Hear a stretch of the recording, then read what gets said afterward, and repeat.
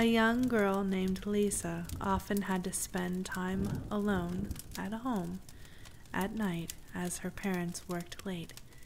They bought her a dog to keep her company and protect her.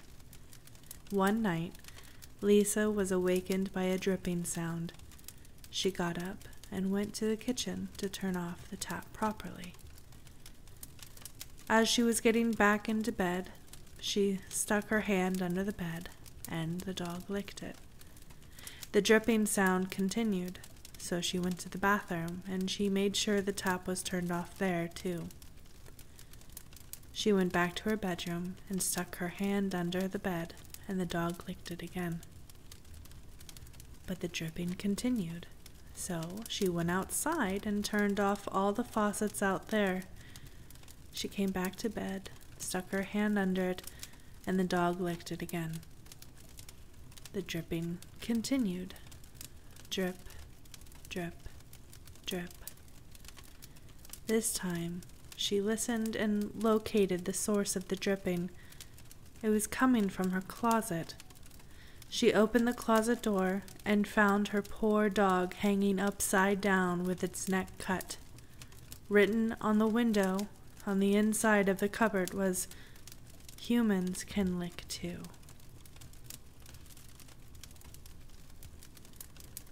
One night, a woman went out for drinks with her girlfriends.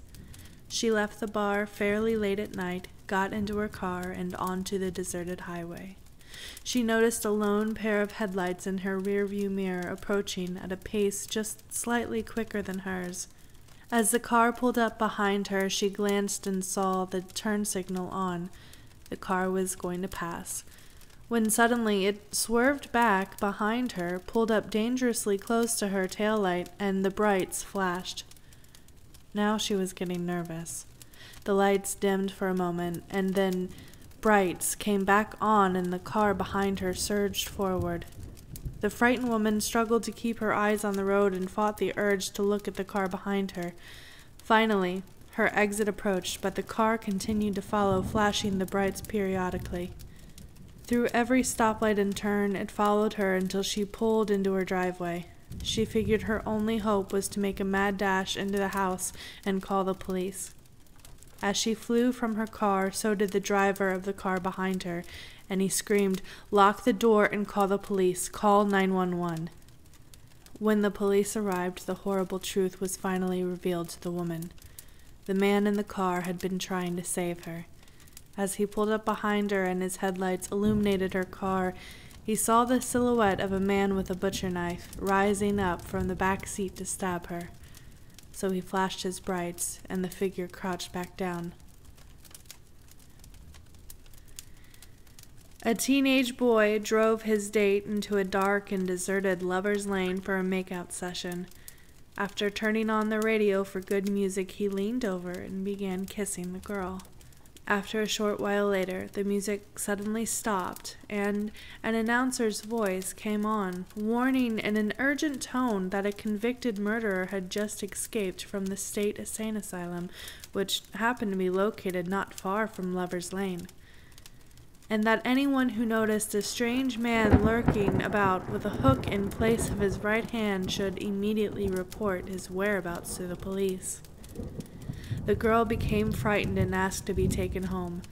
The boy, feeling bold, locked all the doors instead and, assured his date they would be safe, attempted to kiss her again. She became frantic and pushed him away, insisting that they leave. Relenting, the boy peevishly jerked the car into gear and spun its wheel as he pulled out of the parking space. When they arrived at the girl's house, she got out of her car and, reaching to close the door, began to scream uncontrollably. The boy ran to her side to see what was wrong, and there, dangling from the door handle, was a bloody hook.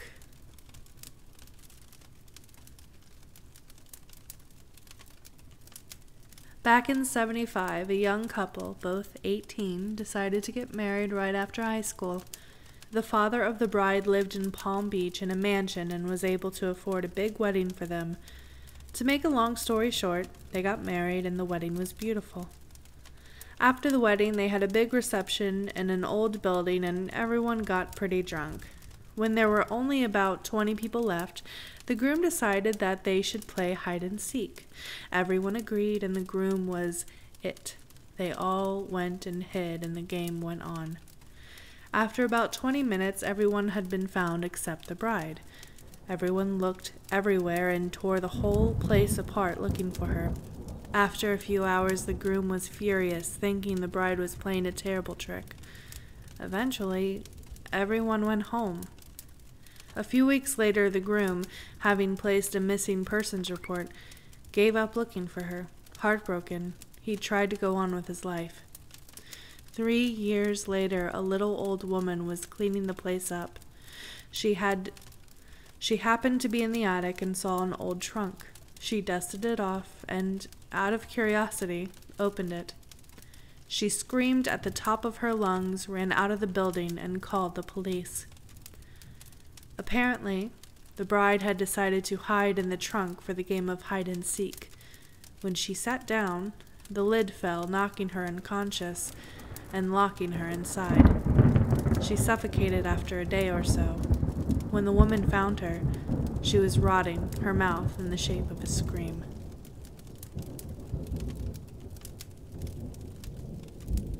A newlywed husband and wife went to Las Vegas for their honeymoon and checked into a suite in a hotel. When they got to their room, they both detected a bad odor.